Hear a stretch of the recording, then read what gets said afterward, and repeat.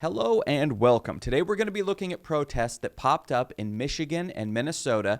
And we're just going to kind of tie a few things together to get the full picture of what's going on with these protests, Trump's reaction, how did these protests get started, and what are the medical implications of these protests going on. We're going to look at the full picture here and try to make sense of it all. So let's remember, though, before we even dive into any of this, there are many states that want to end the social distancing, right?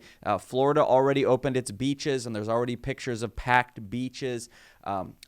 Other numerous states want to get basically back to work, which is understandable, right? People don't want to have financial difficulties. They want to get back to work. I totally get it. But we also don't want people dying in the process. There are not experts coming out and saying, yeah, we're good. We're good. Let's open it all up. Everything will be fine. That's not where we're at. Okay, so let's take a look at the first video of people protesting.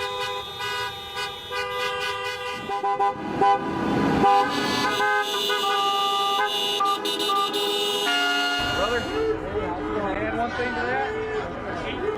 Liberty must prevail. If we don't get to work, you don't get to work. Freedom is essential. Our community is struggling. My husband is on unemployment for the first time in our life. And it's unwillingly that we're taking unemployment. We want to go back to work. Time for our state to be opened up. We're tired of not being able to buy the things that we need, go to the hairdressers, get our hair done. It's time to open up. He's ready to stand defiant against this governor and open up business tomorrow. Lock her up! Lock her up! Lock her up! Lock her up! Lock her up! Lock her up! Lock her up! Lock her up! Lock her up! Lock her up! Lock her up! Lock her up! I know that people are angry, and that's okay. And if you want to take it out and send it my way, if it makes you feel better, that's fine. We know that this rally endangered people.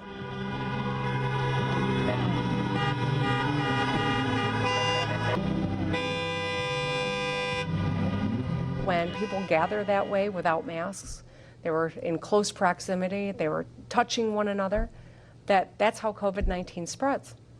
And so the sad irony here is that the protest was that they don't like being in this stay-home order, and they may have just created a need to lengthen it.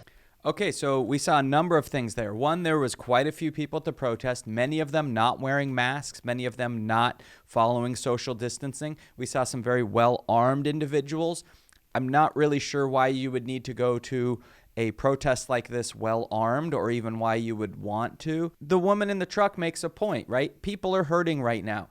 People are on unemployment. People have had a huge dip in the amount of money that they have coming in. It's very difficult, which is why we should, when we put these stimulus out, we should have been making sure that the people who were taken care of were the people, the human beings, right? And she was proud. She doesn't want to be taking government assistance, but really no one does, right? No one wants to be on government assistance. People want to be making their pay, but we can't have it costing hundreds of thousands of lives in the process. So what we see here is this protest popped up. People are getting amped up to go to the protest. So in today's reminder of why we would be better off without billionaires, the question becomes, how did these protests come into being? These protests that, by the Michigan governor's own words, are endangering people, protests which are pushing people in a direction that endangers their lives. Well, where did these things sprout from? So according to The Guardian, yet while organizers claim the protests are grassroots and people-driven, a closer look reveals a movement driven by traditional right-wing groups, included one funded by the family of Trump's education secretary, Betsy DeVos. So yeah, this is the Betsy DeVos that we're familiar with, the one who's the education secretary, who came out a few years ago and just kind of blew the whole game out of the water for the billionaires, right? Most billionaires kind of try to stay a little bit out of the limelight. They dump a ton of money into getting political kind of work done. They're donating to PACs, they're donating to candidates, but they say, oh, this is just freedom of speech, spending hundreds of thousands of dollars on someone is just freedom of speech. It's not actually, that I'm buying something. DeVos came out and said, yeah, we're buying it, basically. I'm paraphrasing right there. But she said, yeah, we expect a return on our investment when we donate money politically. We expect something in return. So she is fully set out. That's what she does when her and her family donate massive, massive amounts of money to these candidates. They are buying something. That's how she became the education secretary, right? Big donation, and then it's just totally coincidental that she became the education secretary, right? Not connected at all. Well, it turns out the DeVos family, along with other people, are behind these organizations that then get people riled up. So it's kind of the same playbook that Russia used, right? You get people riled up using these different social networking tools, and then all of a sudden the people take over for you and they go protest. They create these kind of protests. So it's at least interesting to know, once again, the billionaires are standing off in the safe distance, right? Betsy DeVos isn't protesting in the street. She's getting other people to go risk their lives for her cause. So the following clip is on Fox News, right? So we'll see. It's about people wanting to get out from underneath these stay-at-home orders, right? That's the discussion that's taking place. And then about 2 minutes after this aired on Fox News, Trump had a reaction. So let's first take a look at the video, and then we'll see what Trump's reaction was. Protests over stay-at-home orders across the Midwest, even as governors from 7 states announced they will coordinate the reopening of their economies. Mike Tobin is live in Chicago with more on that. Hey, Mike. And Sandra, in Minnesota, the demonstrators didn't even wait for their own planned protest. An organization had planned the protest for today at noon, but they got in front of the governor's residence in St. Paul yesterday. They referenced things like President Trump's statement that the cure cannot be worse than the disease. Liberate Minnesota calls Governor Tim Walz's stay-at-home order an overreaction. An organization claims people are fed up with the lockdown and they want to get back to their jobs. Ready to go do business. If they are not wanting to go out of their house, stay home, and I fully support that. Those of us who are healthy and want to get out of our house and do business, we need to get this going again. It's time. So within 2 minutes, Trump is tweeting, liberate Michigan, liberate Minnesota. So he's clearly watching. He's clearly paying attention to the Fox News piece, right? Otherwise, it's an awfully big coincidence. So he's watching that, and then he tweets out to liberate those 2 states. Now, what does that mean? That's drawing a lot of attention. Well, what does he mean when he says liberate? So there's all this, like people are always doing, making all these excuses. Well, he doesn't really mean anything by it. It's not serious. When you talk about liberate something, that's a serious command that you're making, right? You don't say, oh, can you go liberate my sandwich from the refrigerator? No, you don't talk like that. When you're bringing in the word liberate, you're talking about something significant here. Oh, and if you're thinking, well, no, you're taking it too far. You're putting words in his mouth. You're putting meaning in there that he didn't mean. Liberate, we could argue that it really doesn't mean much. Let's remember a little bit of Trump's history to put in perspective what he means when he's talking about people doing things. Military supporters could make things very bad for his opposition. Here's the quote that he said to Breitbart. This is the president. The left plays a tougher game. It's very funny. I actually think that the people on the right are tougher, but they don't play it tougher, okay? I can tell you, I have the support of the police, the support of the military, the support of the bikers for Trump. I have the tough people, but they don't play it tough until they go to a certain point. And then it would be very bad, very bad. Keith, when you hear the president say things could get very bad, if police and military, the military get tough, what do you think he's saying? I think he's clearly threatening violence or hinting at the possibility of violence. It's a part of a pattern that we've seen from Donald Trump going back to the presidential campaign. So to be clear, the last clip we just watched was not a recent clip. It didn't come from this week. It's an old one, but it's to put perspective on the fact that, when Trump says this stuff, it's not little, it's meaningful. He is making threats. I mean, I don't know how you could possibly interpret this any other way. He's doing the same thing DeVos did. He's getting people to go out, endanger themselves to meet his political goals.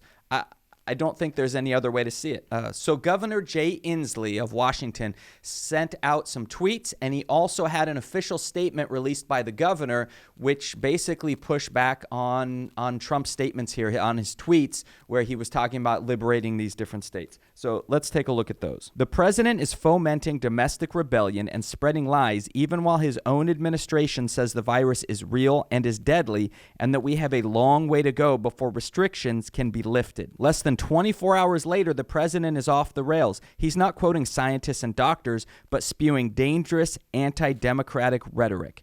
Right? So that's from the official press release from the governor. So some pretty serious reaction. This isn't just some news media person with a bias. This is a governor of a state pushing back and saying the things that you're saying are dangerous. The things that you're saying are endangering people's lives, right? But in two ways. One, when you talk about liberating something, you're encouraging violence, and many people are taking that as him making violent statements. But also just the fact that they're all getting together in big groups, dangerous, because they're all spreading the virus around. So let's watch a video on Inslee. You say the president's tweets today, and we've read them all, calling for the people, in his word, to liberate various states.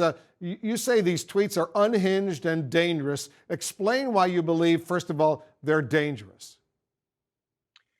Well, listen, I have learned to ignore a lot of the noise coming out of the White House because we need to do our jobs. Republicans and Democrats, we need to work together. I've had good communication with Mike Pence, for instance. But this is just grossly irresponsible. And it is dangerously bombastic because it inspires people to do dangerous things. And it is a dangerous thing today to go out and congregate. It is a dangerous thing to ignore the orders that yesterday Donald Trump put out guidelines that we now need to follow. And today he came out and basically said people should not follow his own guidelines. Let me give you an example of this. So he put out guidelines yesterday that would suggest that the 3 states that he now wants, quote, liberated, can't remove their social distancing because we still have too much infection in those states, as we do in our state. And yet today, he comes out with this ludicrous position that we should turn around and ignore the guidelines that Dr. Fauci and Dr. Birx and the whole federal government and Republicans and Democrats know is good policy to save lives in this state. So yes, it is dangerous. So he actually takes it pretty easy there. He mainly just focuses on the fact that, yes, you send these people out, they're going to get sick. You tell them to come together in groups, right? We saw in the video people not wearing masks, people not social distancing. Some of those people are highly likely going to get the virus, right? And the fact that he's the tweets, liberate Minnesota, liberate Michigan, you really can't make an argument that there isn't a contingency in this country who isn't going to take that as encouragement to rise up and push the level of push the boundaries and maybe get into a situation where there is dangerous stuff taking place. You talk about liberating states. That's going to make people think, oh, he wants us to rise up. He wants us to make a fuss. It's very dangerous. What could happen violently? Luckily, we haven't had that yet. So the best case scenario here is really that the virus is just getting spread. That's the best case scenario. Worst case scenario, we start to see these kind of protests become violent. So there's really no great outcome from these protests, and it's irresponsible to be pushing them and trying to get people to take part in them because you're endangering these people's lives. We've seen a long history of Trump being contradictory with the things he says from one day to the next or even 1 hour to the next. But right now, people's lives are literally in the balance, right? Literally in the balance. This is incredibly irresponsible. All right, so of course, Trump got called out for this at the press conference. So a couple things I want you to think about while you're watching this video is that, first of all, he never really answers the question, okay? He just kind of sidesteps it and doesn't bring things up. So really, all this that we're about to watch is him just dodging any kind of meaningful question. But also, there's this thought out there: isn't it free speech to show up for people in these protests? Isn't that them exercising their free speech? Well, not entirely, because you have to remember that free speech is not this limitless thing, right? It has limitations to it. If you think back to, ninth grade, we all learned, okay, you have free speech, but you're not allowed to yell fire in a crowded movie theater, right? That's like the example that's always given. this is exactly that case. This is yelling fire in a crowded theater because you're endangering people, right? You're causing that virus to spread. So it's not really a free speech right. We do that now where we try to argue everything is free speech up to and including buying politicians is actually just free speech. No, you have to be reasonable and realize there's a point at which things are taken too far. Liberation, Jay Inslee said your tweets encouraging liberation in Michigan, Minnesota, Virginia were fomenting rebellion. Wondering how that squares with the sober and methodical guidance that you issued yesterday. Well, I think we do have a sobering guidance, but I think some things are too tough. And if you look at some of the states you just mentioned, it's too tough. Just to be clear, when you talk about these states, Michigan, Minnesota, Virginia, do you think that they should lift their stay-at-home orders, or can you talk No, but I think elements of what they've done are too much. I mean, it's just too much. You know the elements because I've already said. Sir, are you concerned, though, that people coming out in protest are going to spread COVID to other people? They're congregating in ways that health experts have said they should not. No, these are people expressing their views. I see where they are and I see the way they're working. They seem to be very responsible people to me. But it's, they've been treated a little bit rough. Please. So basically a big dodge. He doesn't actually say anything at all in specifically, but there really was no substance of anything. So he just dodged and said, oh, no, I think that they're actually being responsible when they have these protests. But as we saw in the earlier clips, many people not wearing masks, many people not standing 6 feet apart. So definitely not being responsible. And yeah, they're clearly spreading the virus around to each other, right? Wouldn't take that many people in that group, and then all of a sudden more people have it, taking it to their homes, getting to more and more people. It's clearly irresponsible behavior, and the fact that this is coming from the President of the United States is extremely disappointing. Thanks for checking out the video. Please subscribe to make sure that you get access to all the content as it comes out, and we'll see you in the future.